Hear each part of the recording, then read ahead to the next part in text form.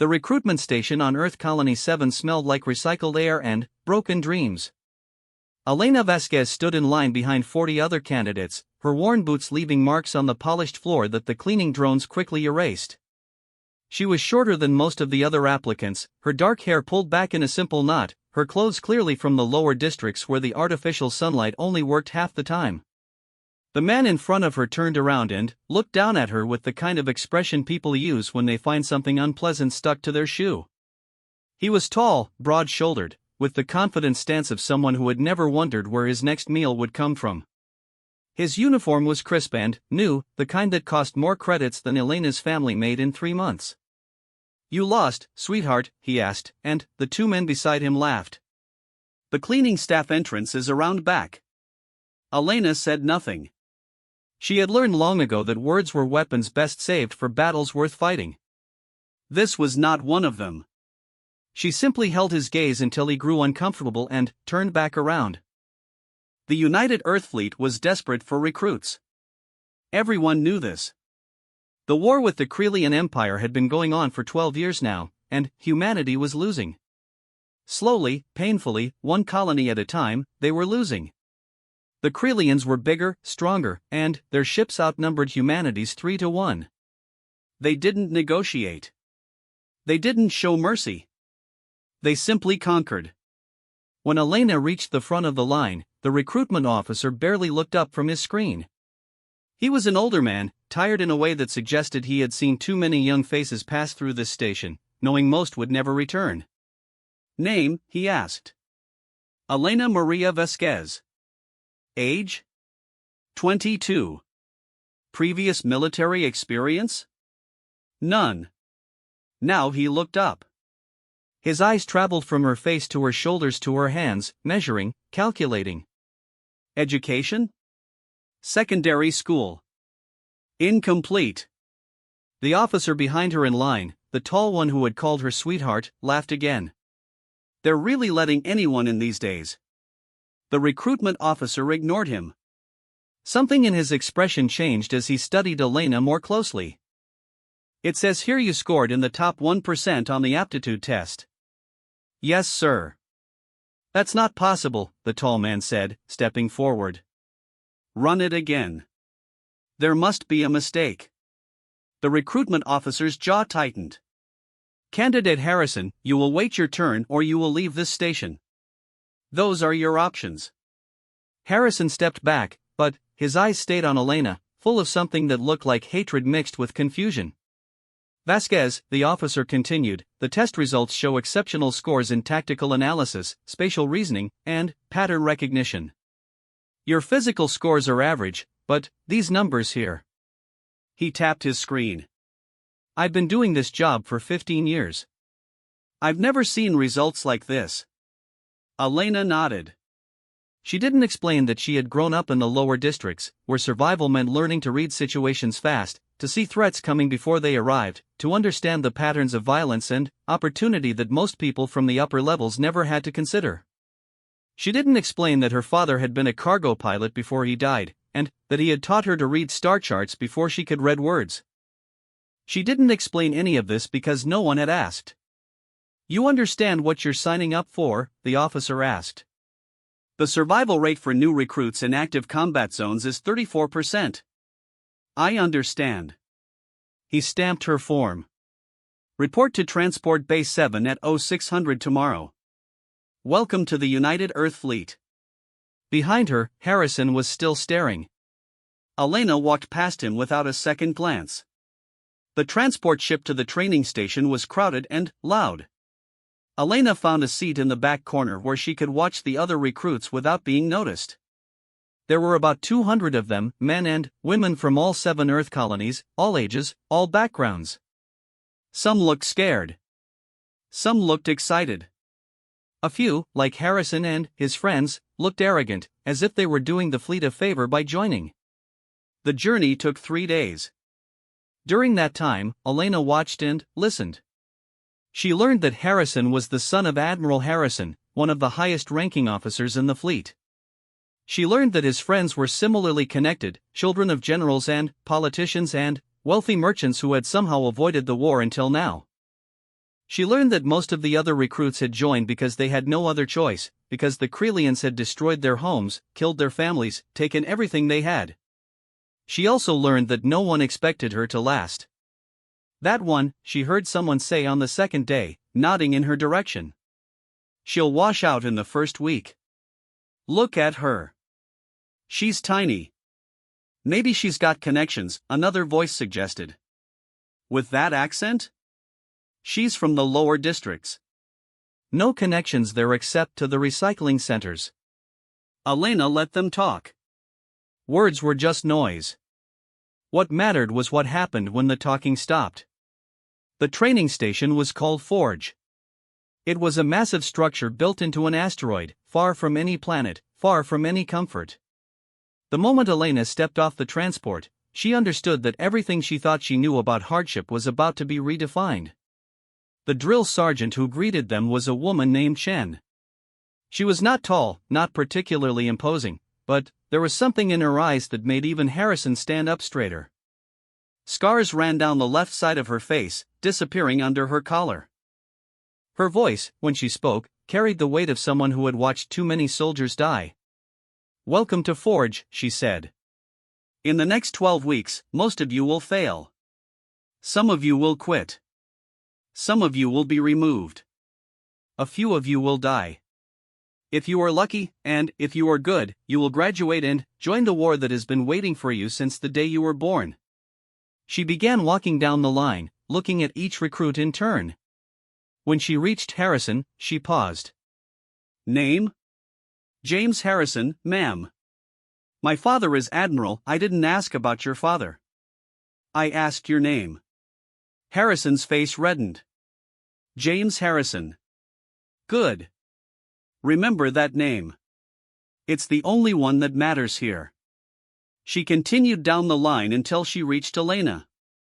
For a long moment, she said nothing, just studied her with those scarred, knowing eyes. "Vasquez." "Yes, ma'am."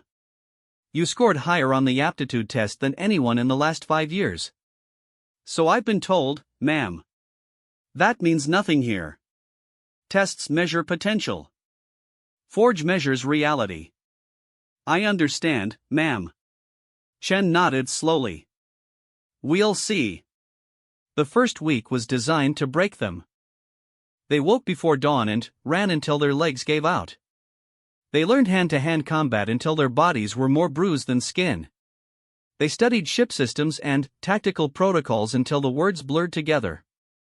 They ate food that tasted like cardboard and slept in bunks so narrow that turning over required advanced planning. Elena excelled at the academic work.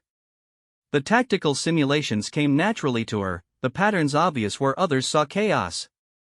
In the combat exercises, she was slower than the larger recruits but more efficient. Where Harrison used strength, she used leverage. Where others charged forward, she waited, watched, and struck only when the moment was right. This made her unpopular. "She's making us look bad," Harrison said one night, loudly enough for everyone to hear. "Coming in here from the lower districts, thinking she's better than us." "Her scores are better than yours," someone pointed out. "Scores don't win wars. Breeding wins wars. Strength wins wars." "You think the Krelians are going to care about her tactical simulations when they're ripping her apart?" Elena was lying on her bunk, reading the tactical manual for the third time. She didn't look up, didn't respond. She had learned long ago that men like Harrison wanted a reaction. Without one, they would eventually move on to easier targets. But Harrison was not used to being ignored. The attack came in the second week. Elena was walking back from the simulation center, alone, when 3 figures stepped out of the shadows. Harrison and 2 of his friends.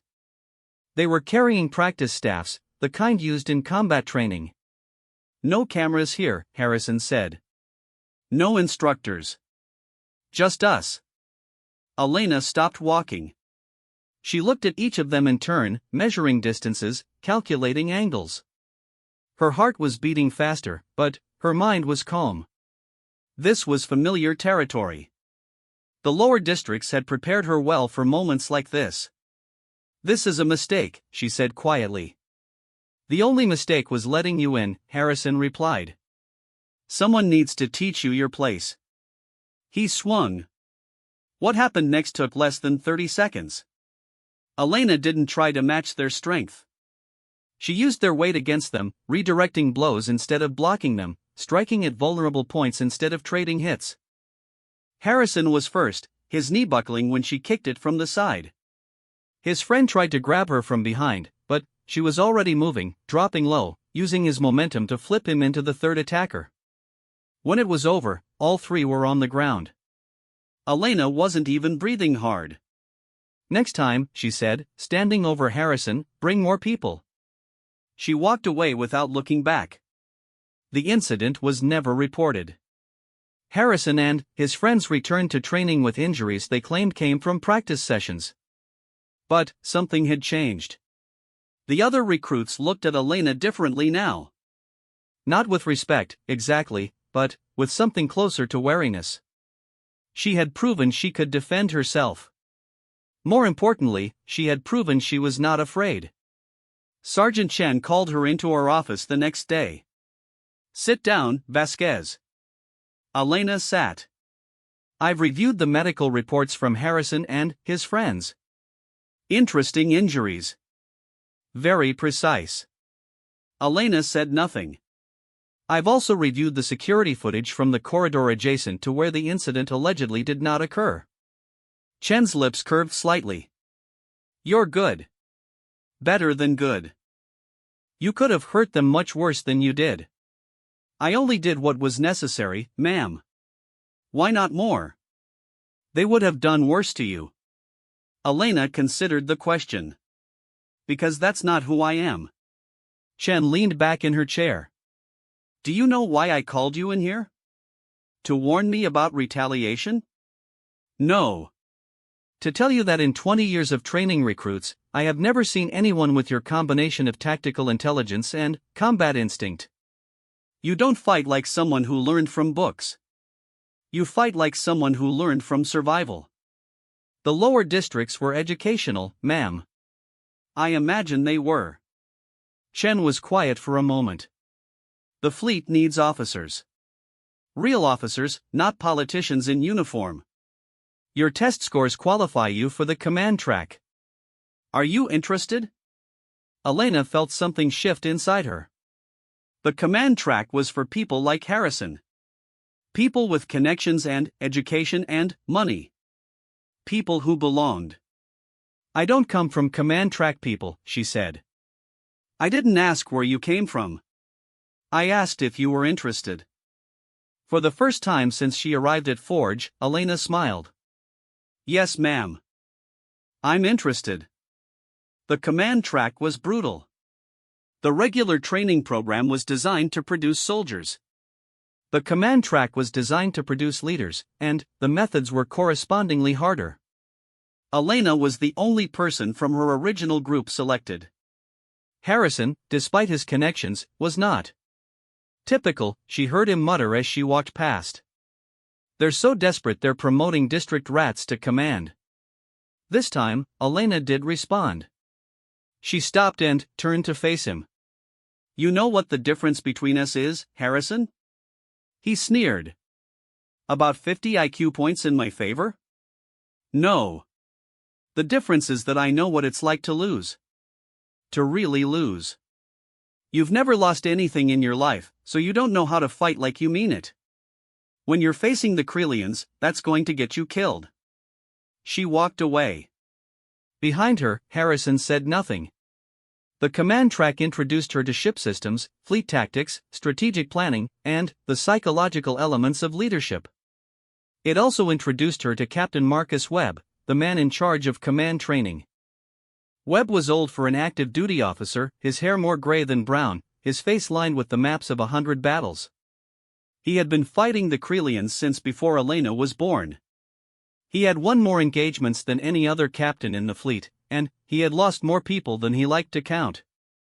The grief of those losses lived in his eyes, visible to anyone who knew how to look. "Vasquez," he said on her first day in his class. "Tell me what you know about the Krelians." Elena stood at attention. They're approximately 2 meters tall on average. Stronger than humans by a factor of 3. Their ships are faster and more heavily armed than ours. They communicate using a combination of sound and electrical impulses. They don't negotiate. They don't surrender. They conquer or they die. Good. Now tell me what the textbooks don't say. Elena hesitated. This was a test, and she wasn't sure of the right answer. But then, she remembered something her father had told her years ago, before the cargo accident that killed him. Trust your instincts, Mija. They'll see you through when everything else fails. The textbooks don't say that we're going to lose, she said. But the numbers don't lie. We're outmatched in every measurable way. Unless something changes, the Krelians will conquer every human colony within the next 10 years. The room was silent.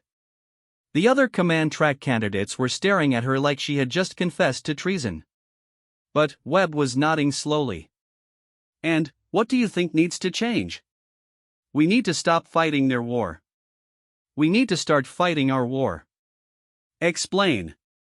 We keep trying to match them strength for strength, ship for ship. That's suicide. Humans aren't stronger than Krelians, but we're more adaptable. We think differently. We need to use that. Hit them where they're not expecting. Use tactics they can't predict. Make them fight our way instead of theirs. Webb was quiet for a long moment. Then, he smiled, a small, tired expression that somehow held more warmth than anything Elena had seen in weeks. Sit down, Vasquez. You just passed the first test. The months that followed were the hardest of Elena's life. The command track pushed her past every limit she thought she had, then found new limits to push past. She learned to command simulated ships, then simulated fleets. She learned to send people to their deaths and live with the weight of those decisions. She learned that leadership wasn't about being liked or being right. It was about being trusted, and trust had to be earned every single day. She also learned that she was not alone. Her name was Dr. Sarah Kim, and she was the fleet's leading expert on Krelian psychology. She was small, like Elena, with sharp eyes and a sharper mind. They met in the mess hall during Elena's third month of command training, when Sarah sat down across from her without asking permission. You're Vasquez, Sarah said. The prodigy from the lower districts. That's what they call me. I've read your tactical assessments. They're impressive. You think about the Krelians differently than anyone else I've encountered.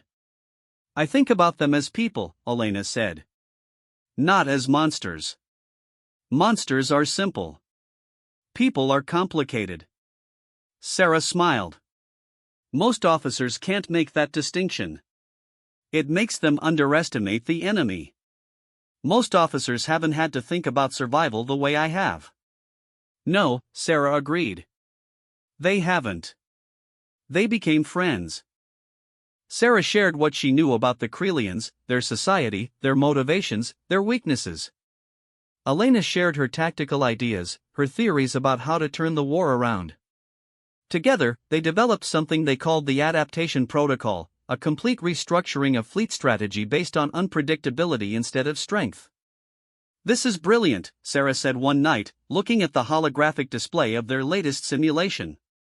If Fleet Command would actually implement it. They won't, Elena said. Not yet. They're too invested in the old ways. But, when enough of the old ways fail, they'll have to consider something new. You sound very certain. I'm certain that we're running out of time. The Krelians are coming. Not today, not tomorrow, but soon.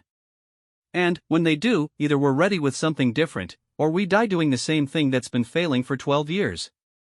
Sarah looked at her for a long moment. You know, when I first heard about you, I thought the stories were exaggerated. The lower district girl who sees patterns no one else sees. The recruit who beat 3 attackers without breaking a sweat. The command candidate with test scores off the charts. And, now I think the stories don't do you justice. Elena didn't know what to say to that, so she said nothing. But she filed the moment away, added it to the collection of evidence that maybe, just maybe, she did belong here after all. Graduation came on a cold morning in the artificial winter of Forge Station. Elena stood with the 19 other command track candidates who had survived the program, their new insignia gleaming on their collars. She was the only one from the lower districts. She was the only one without connections or family money or a legacy to uphold. She was also the top of her class. Captain Webb gave the graduation address. His words were about duty and sacrifice and the long road ahead. But, when he looked at Elena, there was something else in his expression. Something that looked like hope. "You're going to change things," he told her afterward, when the ceremony was over and the other graduates had dispersed. "I don't know how and I don't know when, but you're going to change things." "Thank you, sir." "Don't thank me yet. The real test is just beginning." He was right. Elena received her first assignment that same day. She was being sent to the UEF Artemis, a light cruiser assigned to patrol the contested zone near Krelian space. It was a dangerous posting, the kind usually reserved for officers with political enemies or death wishes. Elena had neither. She had something else entirely. She had a plan. The UEF Artemis was smaller than Elena had expected. She had studied the ship specifications during the 3-day journey from Forge Station, memorizing every corridor, every system, every weakness. But, seeing it in person was different. The Artemis was a working ship, scarred from battle, patched in places where enemy fire had breached the hull. It wasn't beautiful. It was tired. And, so was its crew. Commander Thomas Grant met her at the airlock. He was a thick man with tired eyes and hands that shook slightly when he wasn't paying attention. The war had not been kind to him. The war had not been kind to anyone. "Lieutenant Vasquez," he said, not bothering to salute. "Welcome to the Artemis. I assume you know what you're getting into?" "Yes, sir." "Patrol duty in the contested zone. High probability of enemy contact." "High probability." Grant laughed, but there was no humor in it. "In the last 6 months, we've lost 47 crew members. Nearly a third of our complement. Does that sound like probability to you?" "It sounds like a problem, sir." Grant studied her for a long moment. "They told me you were different. Top of your class, lower district background, some kind of tactical genius. Is that true?" "I scored well on tests, sir." "Tests?" He shook his head. "Tests don't mean anything out here. Out here, all that matters is whether you can keep your people alive when the shooting starts." "I understand, sir." "Do you?" He stepped closer, lowering his voice. "I've been commanding this ship for 2 years. In that time, I've watched good officers, smart officers, brave officers get killed because they thought they understood. They didn't. Neither do you. Not yet." He turned and walked into the ship without waiting for a response. Elena followed, making mental notes about everything she saw. The state of the equipment. The expressions on the crew members' faces. The way they moved through the corridors like ghosts. Her quarters were small, barely room for a bunk and a desk, but Elena had grown up in spaces where 5 people shared a room the size of a closet. This was luxury by comparison. She unpacked her few belongings and sat down to review the ship's recent mission reports. The picture they painted was not encouraging.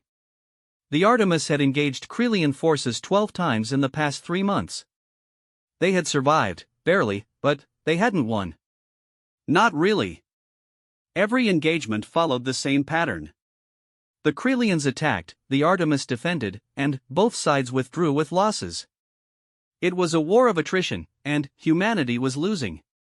But Elena saw something else in the reports. A pattern. The Krelian attacks weren't random. They followed a logic, a rhythm that most analysts had missed because they were looking at individual battles instead of the bigger picture. The Krelians were testing, probing, gathering information. They were preparing for something larger. She spent the night working on her analysis, cross-referencing the Artemis data with everything Dr. Sarah Kim had taught her about Krelian psychology. By morning, she had a theory. By the end of her first week on the ship, she had a proposal. Commander Grant listened to her presentation in silence. His expression gave nothing away. "So you're telling me," he said when she finished, "that the Krelians are going to launch a major offensive in the next 30 days? And you figured this out by looking at patrol patterns that 100 analysts have already reviewed?" "Yes, sir. The patterns are there." Everyone's been looking for military logic, but the Krelians don't think like we do. They think in cycles. Generations.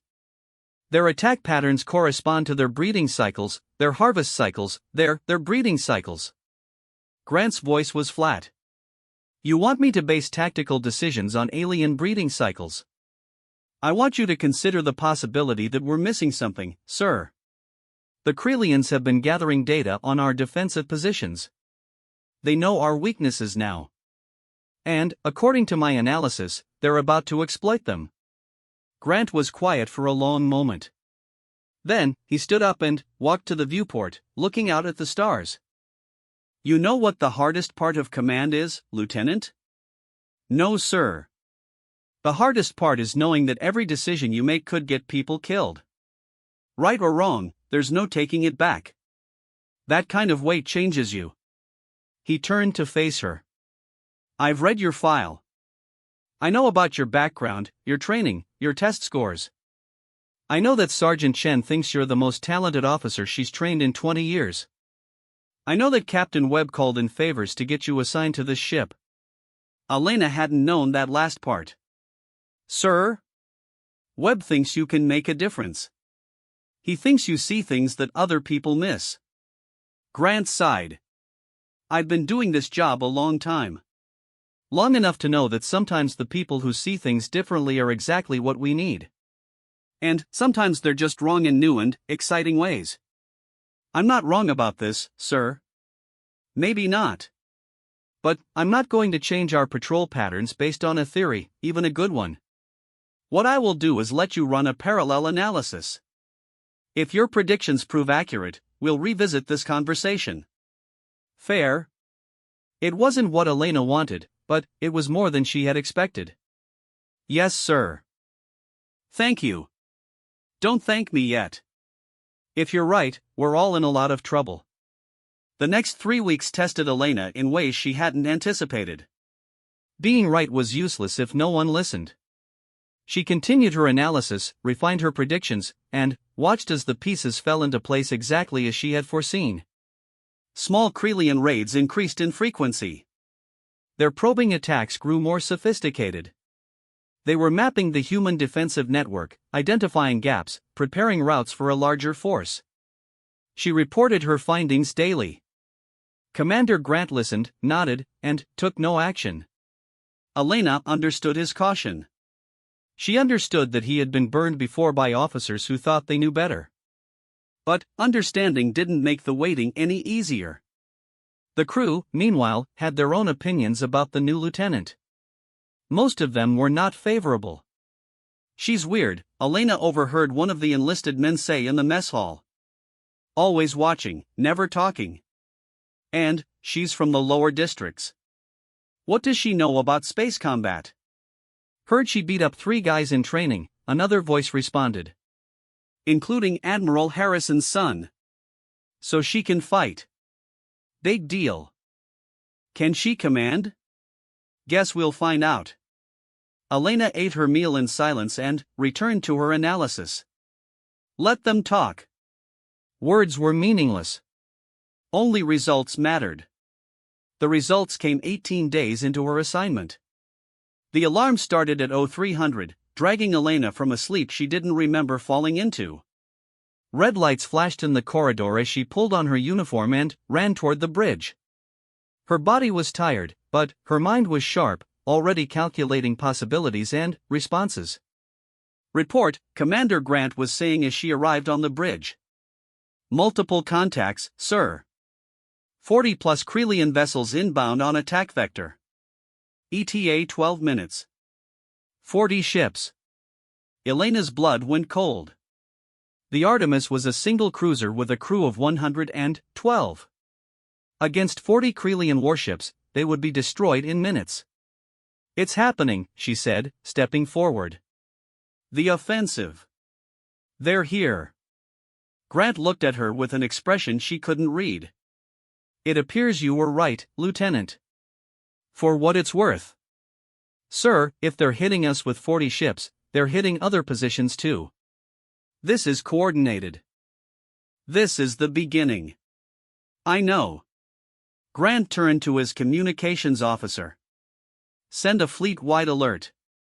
All channels, maximum priority. Tell them." He paused, searching for words. "Tell them it's started." The next few minutes were chaos. The Artemis changed course, trying to buy time, trying to find a defensive position that might offer some slim hope of survival. But Elena knew it was futile. The Krelians had planned this too well. Every avenue of escape was blocked. Every defensive option led to the same conclusion. Unless... "Sir," Elena said, "I have an idea." "I'm listening." "The Krelians expect us to run or fight. Those are the only options humans have ever taken. But there's a third option. We can talk." The bridge went silent. Grant stared at her like she had suggested they all jump out the airlock. "The Krelians don't negotiate," he said flatly. "They never have. But that doesn't mean they can't. Every species communicates. Every species has rules, hierarchies, ways of establishing status. If we can demonstrate that we understand their protocols, even imperfectly, it might buy us time. And if it doesn't? Then, we die a few minutes later than we would have anyway." Grant looked at the tactical display. 40 red dots, closing fast. His ship. His crew. His responsibility. "What do you need?" Elena moved to the communications console. Dr. Sarah Kim had taught her the basics of Krelian communication protocols, the patterns of sound and electrical impulse they used to establish hierarchy and intent. It wasn't a language, exactly. More like a code, a way of signaling identity and purpose. "I need broadcast access," she said. "And I need everyone to stay calm, no matter what happens." She took a deep breath and began transmitting. The signal she sent was crude, barely above the level of a child's first words. But it was enough to convey the essential message: "We understand you. We are not like the others. We wish to communicate." For 12 seconds, nothing happened. The Krelian ships continued their approach. On the bridge, no one breathed. Then, the lead Krelian vessel slowed. "Sir," the tactical officer said, his voice shaking. They're holding position." "All of them?" "All of them, sir." Grant turned to Elena. "What did you say to them?" "I identified myself as a communication delegate. It's a status in their hierarchy, roughly equivalent to a diplomat. They can't attack me without violating their own protocols." "You said that with sounds and electrical pulses?" "I said something close enough. Their system isn't as precise as language. It's more about pattern recognition, about demonstrating that you understand the rules." "And, do you? Understand the rules?" Before Elena could answer, the comms system crackled to life. The sound that came through was unlike anything the crew had ever heard, a complex series of tones and clicks that seemed to come from everywhere at once. Elena listened, her eyes closed, trying to parse meaning from the chaos. "They're asking who I am," she said. "What authority I speak with. What are you going to tell them?" "The truth. That I speak for the ship, and that I request a parley." She transmitted again. This time, the response came faster. "They're agreeing," Elena said, and even she couldn't keep the surprise out of her voice. "They're agreeing to talk." The next hour was the strangest of Elena's life. Through a combination of improvised signals and desperate guesswork, she established a fragile communication with the Krelian commander. His name, or the closest human equivalent, was something like War Leader Keth. He commanded the assault force and had been instructed to destroy all human vessels in the sector. But he was also curious. In 12 years of war, no human had ever attempted to communicate using Krelian protocols. Most hadn't even known such protocols existed. Elena's message had caught his attention, made him pause, made him wonder. "Why do you communicate?" he asked, the meaning reconstructed from his patterns by Elena's racing mind. Humans do not speak. Humans only fight and die. Elena chose her response carefully. I am not like other humans. I see patterns. I understand cycles. I know that this war will end with one species destroyed. I want to find another way. There is no other way. The weak are consumed by the strong. This is the law of all existence. Then, why are you talking to me instead of attacking? The question hung in the air. Elena could feel the tension on the bridge, the fear, the desperate hope. Everything depended on what happened next. Finally, Keth responded. You interest me, human. You understand things your species has never understood. This makes you valuable. Valuable how? Among my people, those who understand are honored, even among enemies. You have earned the right to live, you and your vessel. But only you. The others in this sector will die as planned. Elena felt the blood drain from her face. She had saved the Artemis, but the price was everyone else. All the other ships, all the other crews, would be destroyed while she watched. That's not acceptable, she said. It is not your place to accept or reject. You have been granted mercy. This is more than any human has ever received. Then, I reject the mercy. Kill us along with the others. The bridge erupted in whispers. Grant stepped forward, his face white. Lieutenant, what the hell are you doing? Sir, I can't save our ship by sacrificing everyone else. That's not who I am. That's not what I signed up for. Vasquez. If we're going to die anyway, I'd rather die trying to save everyone than live knowing I let them die. She turned back to the calm system. War Leader Keth. I have a counter-proposal. There was a long pause. When Keth responded, there was something different in his pattern. Respect, perhaps. Or just increased interest. Speak. I challenge you. Single combat. You're champion against me. If I win, you withdraw from this sector. All your ships, all your forces. You give humanity 30 days to prepare for your next offensive. And, if you lose? Then, you get exactly what you were going to get anyway. All the ships. All the crews. And my complete tactical analysis of human defensive positions. The offer was insane. Elena knew it was insane. She was proposing to fight a Krelian warrior in hand-to-hand combat, matching her human body against a creature 3 times stronger and faster than she was. But she had also spent her entire life fighting opponents who were bigger and stronger. She had learned long ago that strength wasn't everything. Sometimes, the small ones survived because they were more adaptable, more cunning, more willing to break the rules. Keth's response came slowly, each pattern deliberate and clear. You would sacrifice yourself for your species. This is unexpected. You are not like the humans we have fought before. No. I'm not. Very well, human. I accept your challenge. But, be warned, my champion has never been defeated. You will die. Maybe. But, I'll die fighting. The arrangements were made quickly. The combat would take place on a neutral vessel, an asteroid mining station that had been abandoned early in the war. Both sides would send observers. Both sides would honor the result. Commander Grant tried to talk her out of it. This is suicide, Lieutenant. You're throwing your life away. I'm giving everyone else a chance. That's what command is about, isn't it? Making the hard choices so others don't have to? Not like this. There has to be another way. There isn't. I've run the numbers. We're outmatched in every conventional sense. The only thing I have that the Krelians don't expect is my willingness to do something completely crazy. Grant was silent for a long moment. Webb was right about you, he finally said. You really do see things differently. Is that a compliment? I don't know. Ask me again if you survive.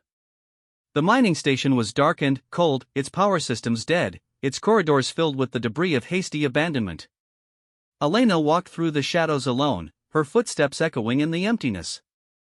She had refused a weapon. The Krelians had said the combat would be traditional, hand-to-hand, no technology allowed. She had agreed. Now, standing in the central chamber, she wondered if she had made a terrible mistake. The Krelian champion arrived through the opposite entrance. He was massive, over 2 meters tall, his skin the dark blue shade that indicated a warrior caste. His eyes were like black mirrors, reflecting nothing, revealing nothing. He moved with the fluid grace of a predator who had never known fear. I am the Lock, he said, his voice a deep rumble that somehow translated through the communication device in Elena's ear. I have killed 43 humans in single combat. You will be 44. My name is Elena Vasquez. I've never killed anyone in single combat.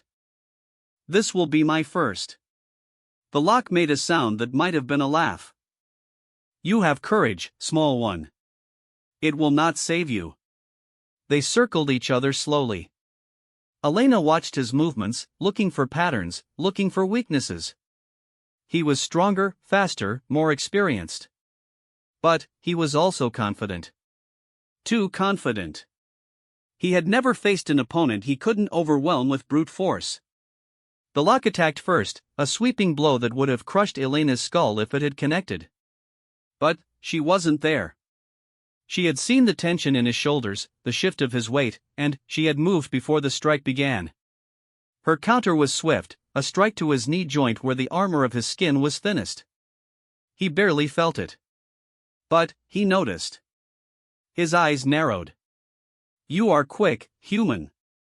But quickness alone will not defeat me. I know, Elena said. That's why I'm not trying to defeat you. What? She attacked again, another strike to the knee, then a third. Each blow was precise, targeting the exact same spot. The Lock blocked the fourth, caught her arm, and threw her across the chamber. She hit the wall hard enough to see stars. Pathetic, he said, advancing toward her. You cannot hurt me. You cannot, his leg buckled. The Lock looked down, confused. His knee joint, struck 4 times in the exact same location, had finally given way. The damage was internal, invisible, but real. He stumbled, caught himself, and looked at Elena with new understanding. You knew, he said. You knew exactly what you were doing. I grew up fighting people bigger than me. The only way to win is to find the weak spots and keep hitting them until they break. She was on her feet again, circling, waiting. Felix's injured leg would slow him down. Not much, but enough. She had a chance now. A real chance. The fight continued. The Lock was still dangerous, still faster and stronger than any human had a right to face. But he was also hurt, and every time he favored his injured leg, Elena was there, striking the same spot again and again. Her body was battered, her ribs probably cracked, her vision swimming from the blow to her head. But she didn't stop. She couldn't stop. Finally, after what felt like hours, the Lock fell. He lay on the ground, his great body still, his eyes looking up at Elena with something she had never expected to see in a Krelian face. Respect. You have defeated me, he said. I would not have thought it possible. Neither would I, Elena admitted. But here we are. Kill me. It is your right. Elena looked down at him. She could do it. She could end his life right here and prove to the Krelians that humans were not to be underestimated. It would be a statement, a declaration. But that wasn't who she was. No, she said. I don't kill beaten opponents. That's not how I fight. Felix's eyes widened. You show mercy? After what we have done to your people? Mercy isn't about what you deserve. It's about who I choose to be. She offered him her hand. For a long moment, the lock stared at it. Then, slowly, he reached up and took it. Elena helped him to his feet, supporting his weight as he tested his injured leg. You are the strangest enemy I have ever faced, he said. I'll take that as a compliment. The observers from both sides entered the chamber. The Krelians surrounded their fallen champion, their patterns unreadable. The human observers, Commander Grant among them, surrounded Elena. You did it, Grant said, his voice shaking. You actually did it. The terms of the agreement, Elena said, loud enough for everyone to hear. The Krelian forces withdraw from this sector. 30 days peace before the next offensive. Was I clear enough? War leader Keth stepped forward. His patterns were complex, layered with meanings Elena was only beginning to understand. You were clear, human. And, you have one. My forces will withdraw as agreed. Thank you. Do not thank me. Thank your own courage and skill. He paused, studying her with those dark mirror eyes. I told you that you were valuable. I did not realize how valuable. My people will remember you, Elena Vasquez. We will remember you for a long time. He turned and walked away, his warriors following. The lock lingered for a moment, looking back at Elena with an expression that might have been gratitude. Then, he too was gone, and Elena was alone with the human observers in the cold silence of the abandoned station. What happens now? Grant asked. Elena looked out at the stars, at the vast darkness where the Krelian fleet was beginning its withdrawal. 30 days. She had bought humanity 30 days to prepare, to adapt, to find a new way forward. Now, she said, we get to work. The news of Elena's victory spread across human space like fire through dry grass. Within hours, her name was on every broadcast, her face on every screen. The lower district girl who had defeated a Krelian champion in single combat. The lieutenant who had stopped an invasion with words and courage. The hero of Sector 7. Elena hated it. She sat in her quarters on the Artemis, watching the news feeds with growing discomfort. They were already getting the story wrong. The broadcast spoke of her as if she were some kind of warrior goddess, unstoppable and fearless. They didn't mention that she had nearly died a dozen times during the fight. They didn't mention that she had been terrified every second. They didn't mention that she had won not because she was stronger, but because she had been desperate enough to try something no one else would. A knock at her door interrupted her thoughts. Come in. Commander Grant entered, his expression somewhere between admiration and exhaustion. You're watching the news. I'm watching them turn me into something I'm not. That's what news does. People need heroes. You gave them one. Elena turned off the display. I'm not a hero. I'm a tactical officer who got lucky. You're more than that, and you know it. Grant sat down across from her. Fleet Command has been in contact. They want you transferred to headquarters. They want you to help develop new strategies based on your analysis of Krelian behavior. What about the Artemis? The Artemis will continue its patrol. But, you've outgrown us, Lieutenant. Whether you want to admit it or not. Elena was quiet for a moment. She thought about the crew, the ship, the life she had started to build here. She thought about Commander Grant, who had given her a chance when he had every reason to dismiss her. She thought about what it would mean to leave. When do I have to go? Tomorrow. There's a transport waiting. That fast? The 30 days you bought us are already ticking away.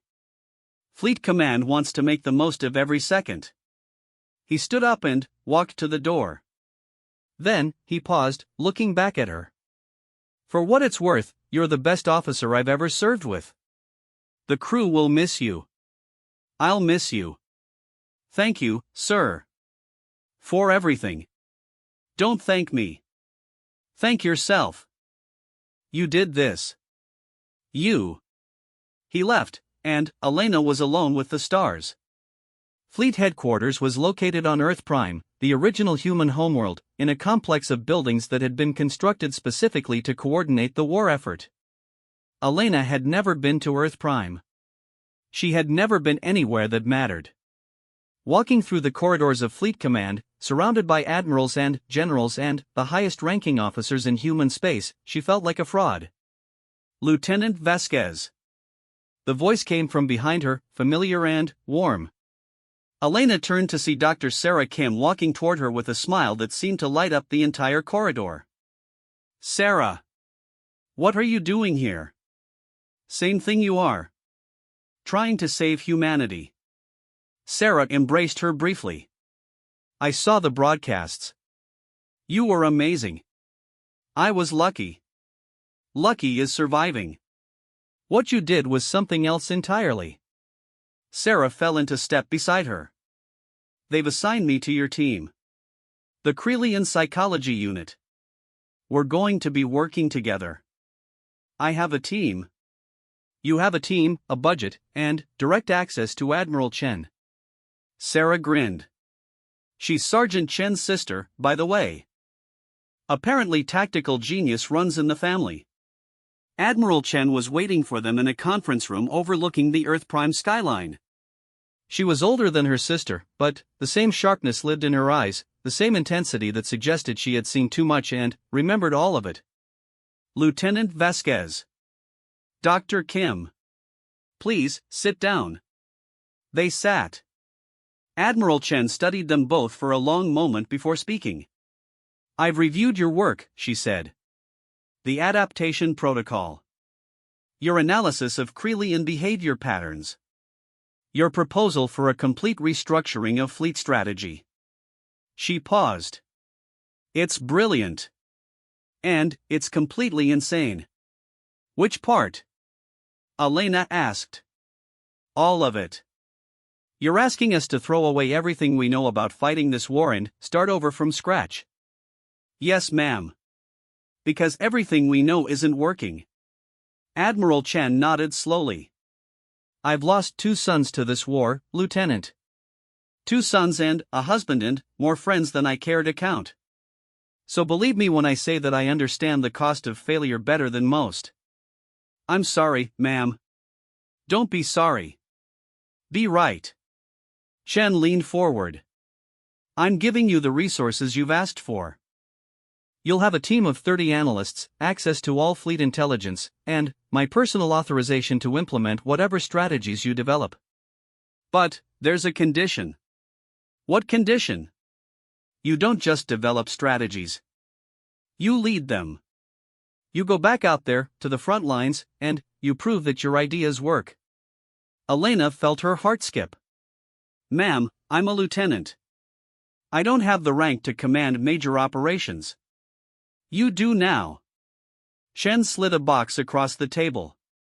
Inside were the insignia of a commander. Effective immediately, you're being promoted. Not because of what you did on that mining station, but because of what you're going to do next. Elena stared at the insignia. 2 weeks ago, she had been a recruit from the lower districts, someone people looked down on and dismissed. Now she was being given a command, a team, the chance to change the entire course of the war. I accept, she said. But I have conditions too. Chen raised an eyebrow. Go ahead. I want to choose my own officers. I want Dr. Kim as my chief advisor. And I want Harrison. Harrison? Sarah looked at her in surprise. James Harrison? The one who attacked you in training? The same. Why? Because he's smart, he's capable, and he hates me. That means he'll challenge every decision I make. He'll force me to justify everything. I need someone who won't just agree with me because they think I'm some kind of hero. Admiral Chen smiled, a small expression that somehow conveyed approval, respect, and concern all at once. You really aren't like other officers, Commander Vasquez. No, ma'am. I'm not. The next 2 weeks were a blur of planning, recruiting, and preparation. Elena assembled her team with care, choosing officers based on their skills and perspectives rather than their backgrounds or connections. Harrison arrived on the third day, his expression caught somewhere between resentment and grudging respect. "So," he said, standing at attention in her office. "You're my commanding officer now." "I am." "And you specifically asked for me." "Even after what happened in training." "Because of what happened in training." "You're not afraid to oppose me. That makes you valuable." Harrison was quiet for a moment. "You know, I spent the last year thinking about that night. About how you beat 3 of us without breaking a sweat. I couldn't figure out how you did it. And, now? Now I've seen the broadcasts. I've read the reports. I understand." He straightened, and something changed in his expression. "You don't fight like other people. You don't think like other people. That used to scare me. Now I realize it might be exactly what we need. Does that mean you'll follow my orders?" "It means I'll do my job. And if I think you're making a mistake, I'll tell you to your face." Elena nodded. "That's all I ask." The plan they developed was unlike anything Fleet Command had ever considered. Instead of trying to match the Krelians in strength, they would exploit their weaknesses.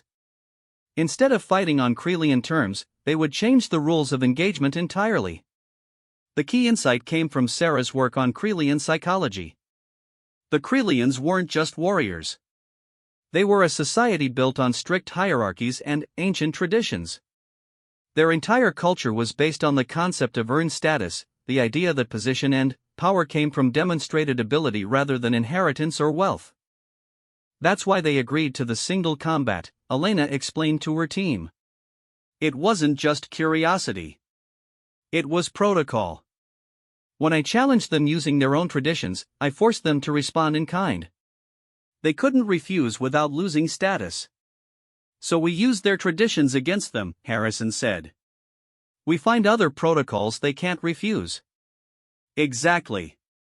But we have to be careful. Push too hard, and they'll see it as manipulation. We have to make them believe that we genuinely understand them. That we respect them. That we're worthy of being treated as equals rather than prey. It was a delicate balance. The Krelians had been humanity's enemies for 12 years. Asking humans to see them as anything other than monsters was a hard sell. But Elena understood something that most people didn't. The war couldn't be won through force alone.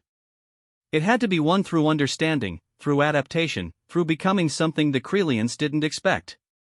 The 30 days ended on a cold morning in late autumn. Elena was standing on the bridge of her new command, the UEF Phoenix, watching the stars and waiting.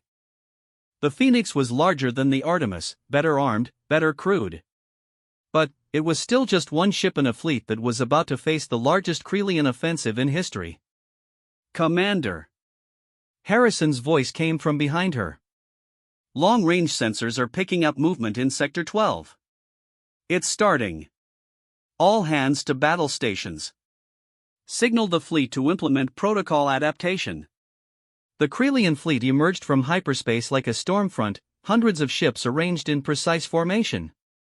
At their head was war leader Keth's flagship, the massive vessel that commanded all Krelian forces in this quadrant.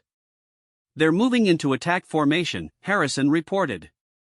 Estimated time to engagement, 6 minutes. "Wait for it." "Commander?" "They're expecting us to run or fight. Let's give them option 3. Elena activated the fleet-wide communication channel. "All ships, this is Commander Vasquez. You all know the plan. You all know what's at stake. Today, we show the Krelians that humanity isn't just fighting for survival. We're fighting for something better. Execute protocol adaptation on my mark." She took a deep breath. Mark. Across the fleet, ships began moving in patterns that made no tactical sense. They weren't retreating. They weren't attacking. They were dancing. Forming shapes and sequences that corresponded to Krelian ceremonial movements, patterns that had been used for thousands of years to signal peaceful intent and mutual respect. The Krelian fleet hesitated. They're confused, Sarah said, watching the sensor readings. Their command frequencies are going crazy. They don't know what we're doing. That's the point. We're speaking their language, but we're saying something they've never heard before. The ceremonial patterns continued for 3 long minutes. Then, Elena transmitted a signal on the frequency she had used aboard the Artemis, the communication protocol that had started everything. War Leader Keth. I know you can hear me. I know you remember me. I am not here to fight you today. I am here to offer you something no human has ever offered your people before. A long pause. Then, Keth's response came through, translated by the ship's computer into rough human words. Speak, Elena Vasquez. I remember you well. I offer you respect. Not surrender, not submission, but respect between equals. You are warriors. So are we. You fight for your people. So do we. We don't have to destroy each other to prove our worth. You speak of peace. But peace is for the weak. The Krelian Empire does not negotiate with the weak. I'm not speaking of peace. I'm speaking of evolution. Your empire is ancient. Our species is young. But we're not prey, and we never were. I proved that on the mining station. I can prove it again, as many times as you need. Another pause. When Keth responded, there was something different in his tone. You defeated my champion. You showed mercy when you had the right to kill. You have earned the attention of my people. But attention is not respect. Respect must be earned through sustained action, not single moments of courage. Then, let me earn it. Not through war, but through demonstration. Let me show you what humanity can become when we're not fighting for our lives. And if I refuse? If I order my fleet to attack? Elena looked at the tactical display. Hundreds of Krelian ships, waiting for orders. Her own fleet, outnumbered and outgunned. If Keth decided to attack, many good people would die. But she believed in what she was doing. She believed in the possibility of something better. Then, you attack, she said. And we die fighting. But you'll know, in the moment before you destroy us, that we offered you something real. Something true. And you'll have to live with the knowledge that you chose destruction over evolution. The silence stretched on. On the bridge of the Phoenix, no one moved. No one breathed. The fate of humanity hung in the balance, dependent on the decision of a single alien commander thousands of kilometers away. Finally, Keth spoke. You are the most unusual enemy I have ever faced, Elena Vasquez. Your species is weak in body but strong in spirit. Your soldiers die easily, but they do not surrender. And you are something I do not have words for. Is that a yes or a no? A sound came through the channel. It took Elena a moment to realize it was laughter. It is neither. It is a pause. A consideration. You have given me something to think about, and that alone is worthy of acknowledgement. The laughter faded. I will not attack today. Not because I fear you, but because I am curious. You speak of evolution. You speak of respect between equals. I want to see if these words have meaning, or if they are merely the desperate pleas of a dying species. How do I prove they have meaning? By surviving. By thriving. By showing me that humanity is more than the sum of its weaknesses. Keth's voice grew harder. I give you 1 year. 1 year to prepare, to grow, to become worthy of the respect you claim to deserve. At the end of that year, I will return. And then, we will see if your words were truth or lies. The communication ended.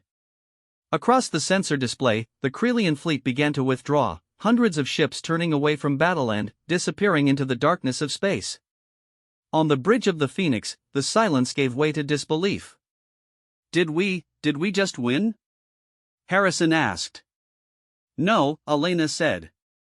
We just bought ourselves time. A year to prove that we can be something better than we've been. A year to change everything. And, if we can't? If we fail? Elena looked out at the stars, at the vast darkness where the Krelians were retreating, at the future that waited somewhere beyond her ability to see. Then, we fail. But, at least we'll have tried. The year that followed was the most intensive period in human history. Elena's adaptation protocol became the foundation of a complete social restructuring. Human colonies that had been isolated and competing with each other came together for the first time. Resources were shared. Knowledge was pooled. The divisions of class and background that had separated people like Elena from people like Harrison began to fade as everyone focused on a common goal. Elena herself became something she had never expected. A symbol. A leader. The woman who had faced the Krelians and won, not through violence, but through understanding. She traveled from colony to colony, speaking to crowds of thousands, inspiring people who had given up hope to believe again. But she never forgot where she came from. You've changed things, her mother said during one of their rare calls. The connection was poor, the lower districts still underserved by the communication networks, but Elena could see the pride in her mother's eyes. The whole world is different because of you. The whole world is different because a lot of people decided to try something new. I just happened to go first. That's not nothing, Mija. That's everything. When the year ended, the Krelian fleet returned as promised. This time, war leader Keth himself came to meet Elena, not in battle, but on a neutral station similar to the one where she had fought the Loch. The chamber was larger this time, designed for diplomacy rather than combat. Elena stood with Sarah and Harrison at her side, facing Keth and a delegation of Krelian leaders she had never seen before. You survived, Keth said. More than survived. You thrived. We tried. You did more than try. Your species has changed. I can see it. My observers have reported it. You are not the same weak, divided prey we encountered 12 years ago. You are something else. Something worthy of respect? Keth was quiet for a long moment. Then, he did something that Elena had never seen a Krelian do. He bowed. It was a small movement, barely more than an inclination of his great head. But, among his people, it meant everything. It was the gesture of recognition given between equals. The acknowledgement that the person before you had earned their status through action rather than inheritance. Behind him, the other Krelian leaders followed suit. One by one, they bowed to the small human woman who had done what no one thought possible. You have proven yourself, Elena Vasquez, Keth said. You have proven your species. We came here as conquerors. We will leave as something else. What will you leave as? Neighbors. Perhaps, in time, something more. But, the conquest is over. Your people have earned the right to exist. More than that, you have earned the right to grow, to explore, to become whatever you are meant to be. Elena felt tears in her eyes, but she didn't try to hide them. Thank you. Do not thank me. Thank yourself. Thank your people. Thank the courage that allowed you to see enemies as potential friends. Keth straightened. The Krelian Empire will withdraw from human space. We will establish diplomatic channels. We will learn to understand each other, as you taught me to understand you. He turned to leave, then paused and looked back. You know, when I first heard of you, I thought you were a curiosity. A strange human who had learned a few tricks. Now I understand. You are not a curiosity. You are a harbinger. A sign of what your species can become. And, what is that? Keth's expression shifted into something that might have been a smile. Something we have never encountered before. Something that changes everything it touches. Something that even the Krelian Empire must acknowledge with respect. He bowed again, lower this time. Commander Vasquez. It has been an honor. He turned and walked away, his delegation following. Elena watched them go, watched the enemies of humanity transform into something else entirely. Behind her, Harrison cleared his throat. I guess they were wrong about you. Elena turned to face him. Who? Everyone. All of us who thought you didn't belong. Who thought you were too small, too poor, too different to matter. He shook his head. We were idiots. You weren't idiots. You were just looking at the wrong things. What should we have been looking at? Elena smiled. At what people could become, instead of what they already were. She walked to the viewport and looked out at the stars. Somewhere out there, humanity was waiting. Waiting to learn what had happened. Waiting to discover that the war was over, that peace had been achieved, that the future was no longer something to fear. They would learn soon enough. They would celebrate and cry and begin the long process of rebuilding. And Elena would be there, leading them forward, showing them that anything was possible if you were willing to see the world differently. She was Commander Elena Vasquez, the girl from the lower districts who had changed everything. And she was exactly where she belonged.